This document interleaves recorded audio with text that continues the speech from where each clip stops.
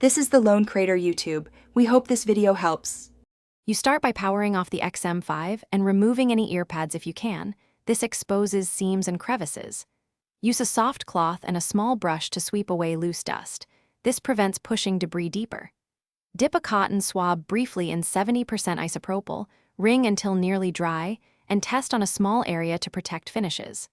Once done, set removed pads aside on a clean surface so you can see mounting posts and prepare for deeper cleaning.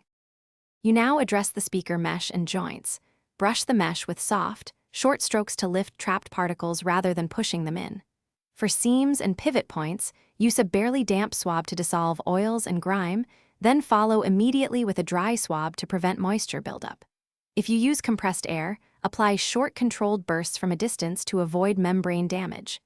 Make sure to avoid pouring liquid into openings. Slow, careful motions protect sensitive electronics.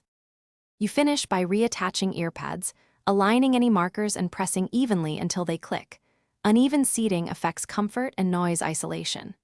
Wipe the exterior with a dry microfiber to remove fingerprints and let everything air for 10 to 15 minutes so residual moisture evaporates. Once dry, power on and verify Bluetooth pairing, audio playback, and active noise cancellation to confirm no issues. If something fails, try a soft reset before troubleshooting further. Thanks for watching. Consider subscribing if we helped you.